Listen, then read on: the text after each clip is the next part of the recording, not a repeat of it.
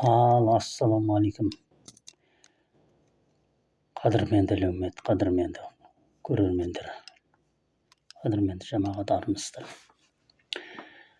Бүгін енді мен мынау ықылас сүресінің жалпы бір несі бойынша, танымы бойынша біраз нәрселердің арасында айтып кеткенді жөн көріп тұрмын. Мына өткенде айтқанбыз, яғни экономикалық вопростарға келеміз деп. Бұған дейін әлі біраз нәрселерді айтып қаужауға тура келіп тұр. Енді мен бүгін мынау былайша айтқан кезде мына ықылас сүресінің мән мағынасын тереңірек ашатын, былайша айтқанда темаларды біраз толықтыра кетейін деп тұрмын. Соныменен былайша айтқан кезде Дәуіттің 30 ұлын бір күнде алып, 30 жылға татитын Сүлейменде неге берді.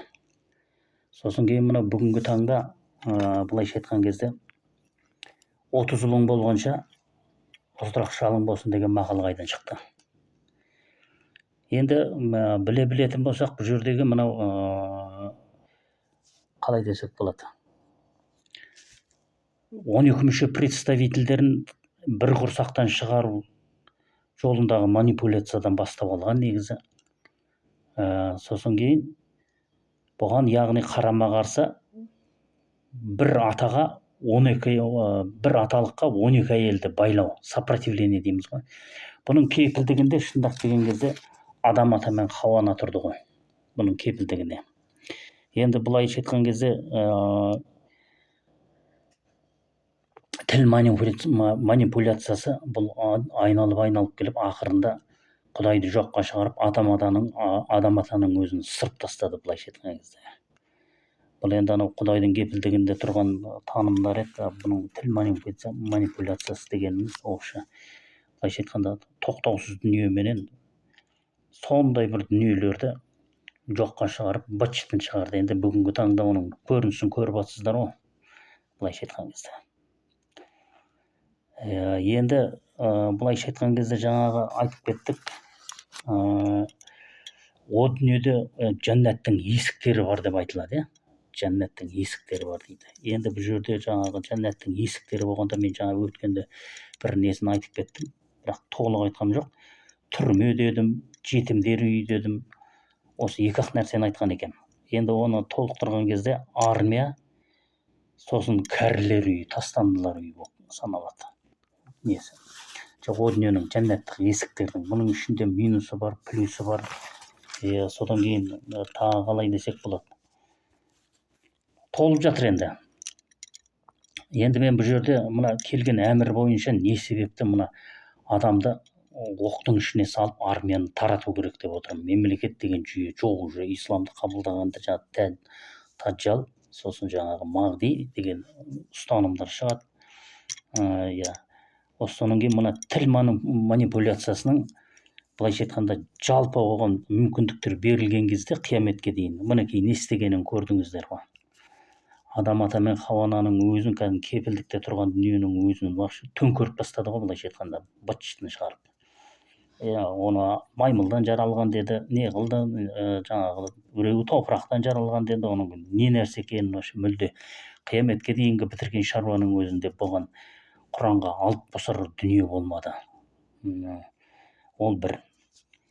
Енді мен бүгін мына ықыластың мәні жөнінде тереңдетіп айтар болсам, сіздер әрине біреулеріңіз күлулеріңіз мүмкін.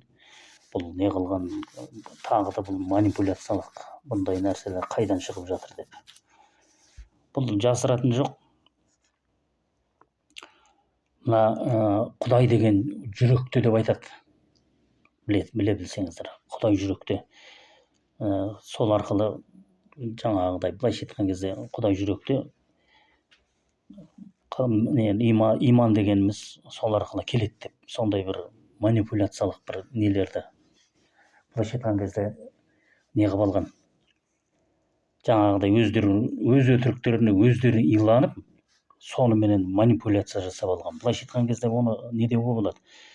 Мына біздердің кодымыз сүйек болатын болса, Енді бұның сүйектің әңгімесінен каркасный информаторы деп мен айттым ғой. Енді бұл жерден жүрек коды деген шығады. Сонда мына жүрек коды деген кезде бұның несі, координаты, разработкасы қаяқта? Ықыластың. Былайша айтқан кезде Индия жүрек коды болып саналады. Бұл ықыластың сценарийі.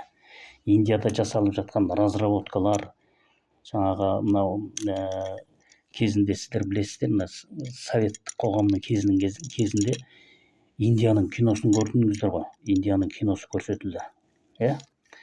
Бұл жерде сіздер былайша айтқанда оның мән мағынасын, былайша айтқан кезде оны қалай деуге болады?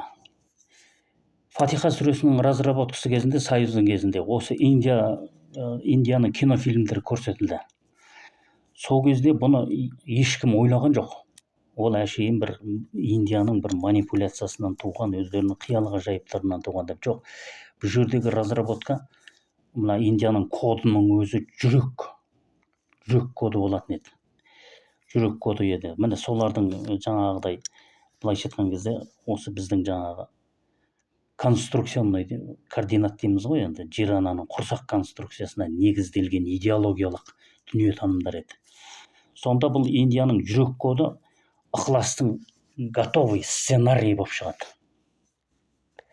Сонда мына Индияның киносындағы мына атақты режиссерлар, киноактерлардың жасаған дүниесіне қарасаңыздар, анау Радыш Капур, сосын Амитабх Баччан, Митхун Чакраборти, солар алып келген кинолардың несінде, болмысында осы ықыластың сценарийі жатыр.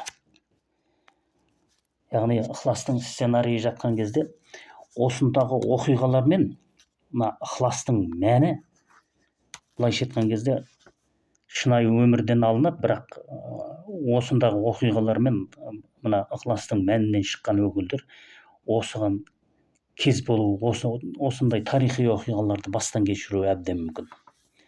Сол себептен де бұлар осы мына киноиндустриясы арқылы бұлардың барлығы осылай көрсетілді кезінде.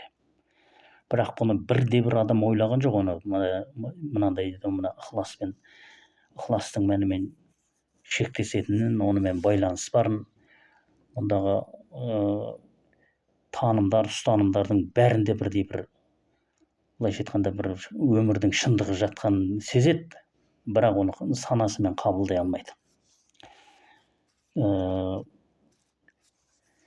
Енді бұл жерде өздеріңіз байқап отырғандай, тіл манипуляциясының принциптерін енді былайша айтқан кезде орнына қою керек болатын болса, 2-1+2+1- деген разработка бар. Яғни бұл дегеніміз не? Осы разработка негізінде жаңағы айтып отырған дүние зікірі мен ақыреттің жолы осыдан келіп шығады. Дүние зікірі мен ақыреттің жолы. Яғни 2- позициясында ақша. 2- позициясында ақша, паспорт, дүние зікір бәрі қойылады жерге. Енді бұның түпкілікті стратегиясы неде? 2- деген кезде бұл жерде уже ақиқат өлім қойылады. Өйткені бұлар бір-бірін жою керек. Замыкающий сектор. Эволюционный процесс, бірақ бәрібір де автоматты түрде бұлар бір-бірін жою керек. Дүниеге таласады, үйтеді, енді бұның барлығы түсінікті. Енді 2+1- позициясы дегеніміз не нәрсе? 2+1- позициясы дегеніміз Құдайдың өзгермес заңдылығы, ангели хранители биологический корень статусына қызмет етеді. Бұл жерде амал иелері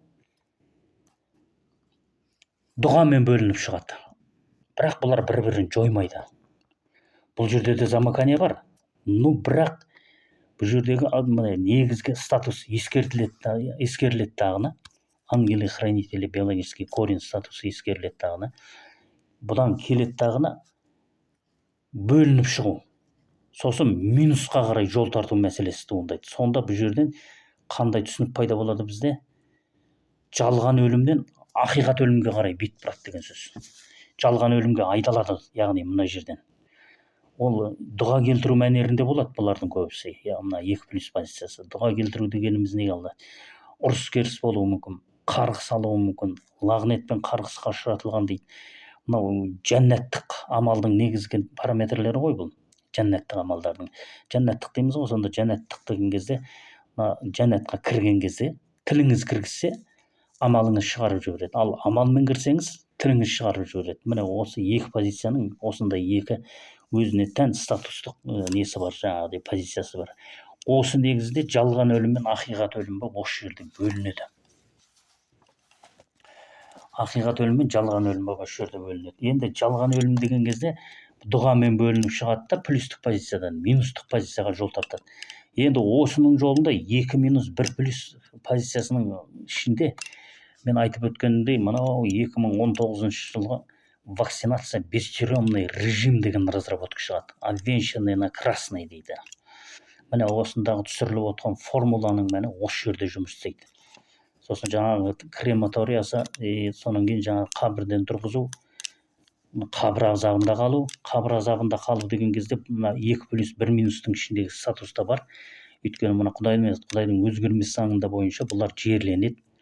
Сосын қабірден тұрғызылмайды, рухқа жалғанбайды, алласын дәріптейді. Сосын ангелы хранители биологический корень статусы өзінің ұлттық мәніндегі тілдік манипуляцияда қалады. Мінекей бұлар өздерінің көміп қойған көпшіктарымен бірге қосылып, бірге ұстанымы бірге болғандықтан, мен алдыңғы роникімді айтып кеттім ғой деймін. Сол бірге болғандықтан осындай көрсеткіш индикаторымен қалады. Яғни бұлардың өзі жаңағыдай рухқа жалғанбайды, планетарий масштабқа көтерілмейді. Сол өздерінің ұлттық мәнерінде, өздерінің ұлттық түбірденегінде айнала береді. Технологиялық индекстер салынбайды бұндай жерге.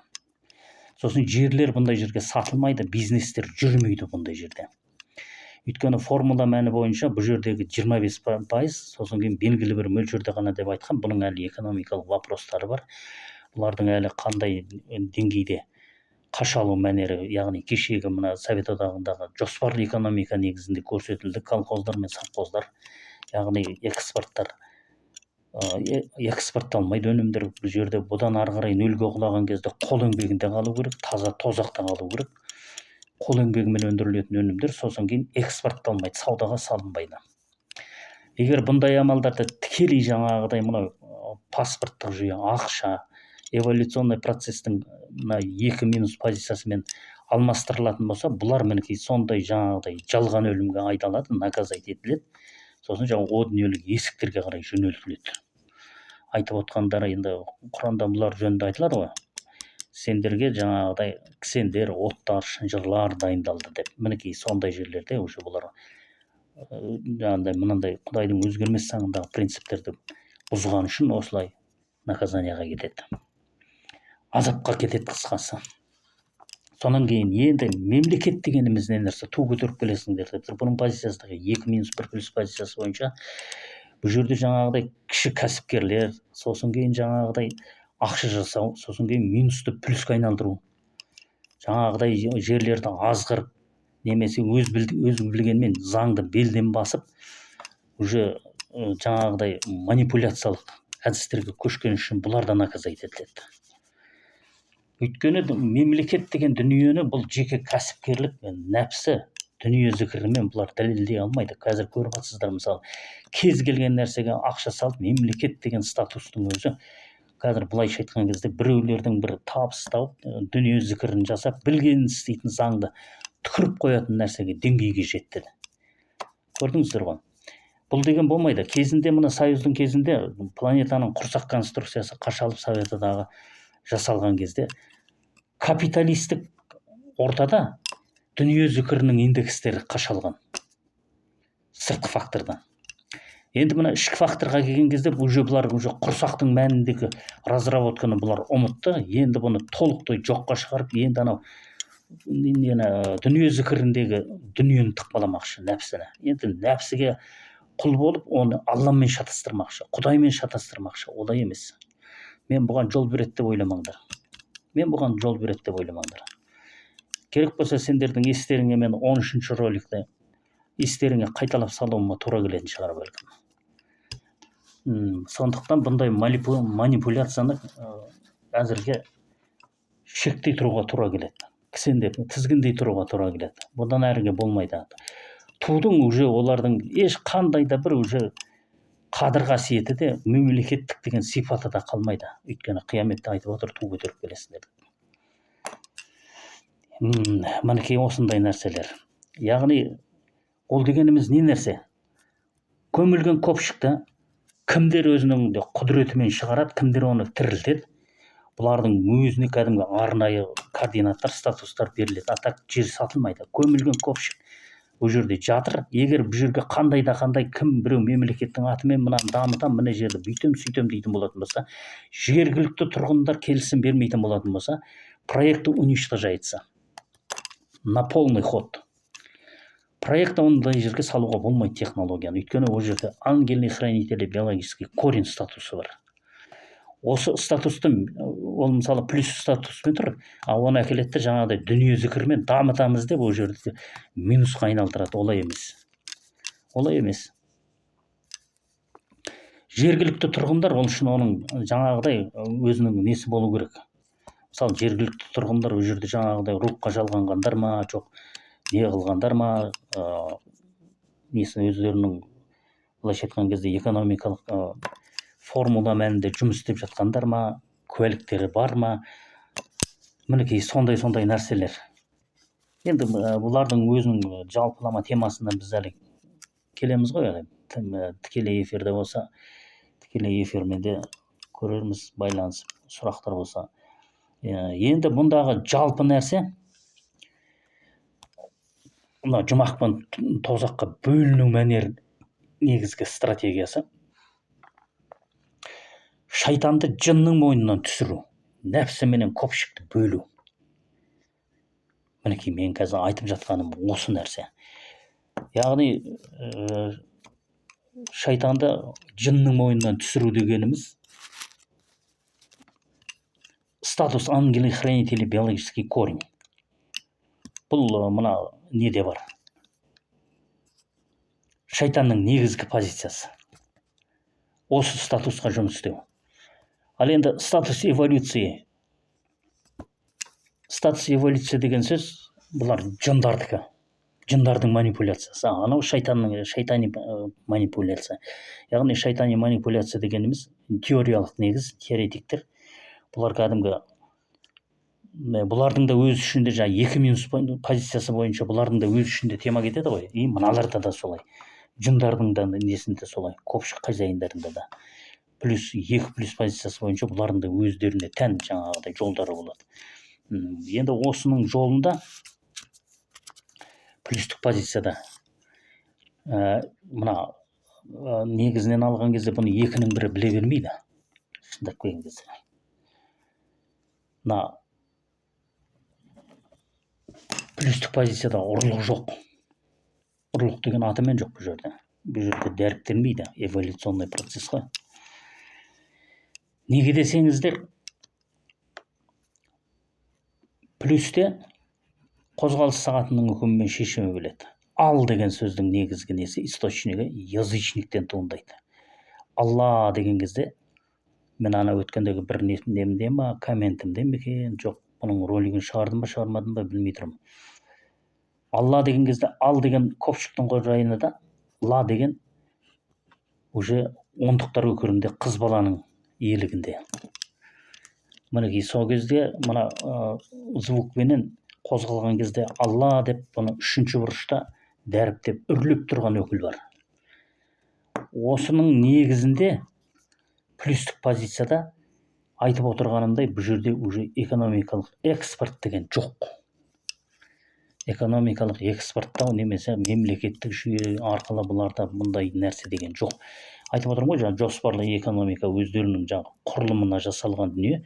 Бұның ішінде өндірілген өнімдер өз үшін қамтамасыз ету керек, өз үшін. Өз ішінде де ол сауда жүрмейді. Ешқандай экспорт деген жоқ. Кезінде ана нені білесіздер. Қазір Родина деген бір несі түрі шығыпты бұның. Советский Союз кезінде Панфилов колхозында Головацкий деген атақты 11 отделениясы бар несі шықты. Өкіл Головацкий, атақты Головацкийдің несі болған, схемасы болған. Міне осы схемада қалу керек. Бұлардың ішінде өз ішінде жаңағыдай өкілдер өз ішінде қалады, ешқандай экспорт сырттан әкелмейді, іштен шығарылмайды, өз ішінде қалады. Міне осыны плюстік позиция дейді. Бұл саудаға түспейді, жаңағыдай сапалы дүниемен өздеріне қызмет етеді. Бұлардың жаңа жүйке жүйесі, мен айтып кеттім ғой, жаңа бұлардың жүйке жүйесі тоспау керек, сосын кейін ақша іздеп қаңғымау керек. Бұлар жаңа рухқа жалғанып, көпшікті тірілтіп, жұмақ пен тозаққа дайындаушы орындар. Бұлардың пазаписам көпшік өмірге келген кезде, олардың былайша айтқан кезде жұмаққа баратындығы, тозаққа баратындығы уже сол жерден белгілі болады деген сөз.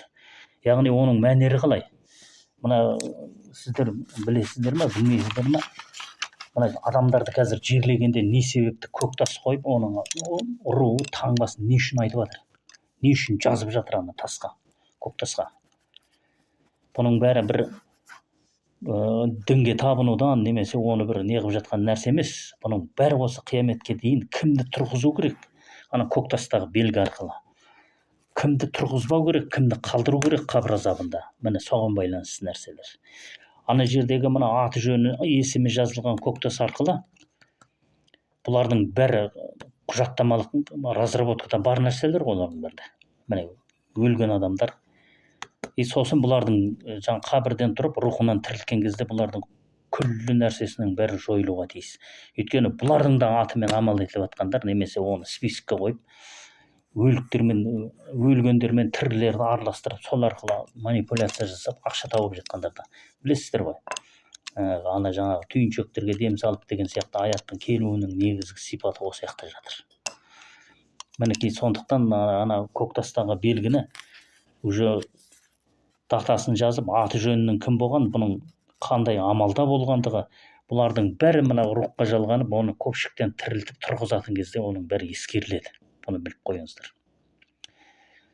Яғни ол кімнің рухын тірілту керек? Неғұрлым жақсы адам, кімдер жерлену керек? Көрдіңіз ба? Бұл жердегі уже әңгімеге келген кезде жаңағы мұсылмандық шарттарды орындағандар, мұсылман болғандар, енді бұның темасы көп қой ары қарай. Шариғаттық талапты орындағандар уже көпшіктен тірілтіп қабірден тұрғызған кезде бұлардың энергиялық, былайша айтқанда запископщикалық немесе энергиялық құдіреті керек болады. Ал енді минусовой бойынша бұларды тірілту керек болатын болса, мінекей осы жерде жаңағы тозаққа бару, жұмаққа бару осы негізде айырылады. Кімдер жерленіп, кімдер қабірден тұрады. Оны ақ иесі біледі дейді, оны білесіздер жақсы. Ақ иесі шешеді деп жатамыз. Мінекей. Енді тағы не айту керек еді? Мінекей осындай нәрселер.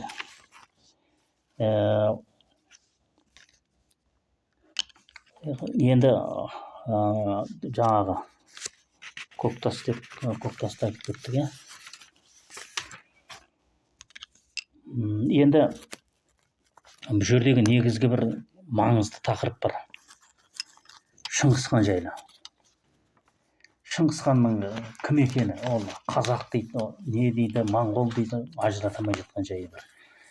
Бұл негізінен алған кезде мен бұл жөнінде теманы көтерген жоқпын, бірақ ролигінде шығаруым керек еді.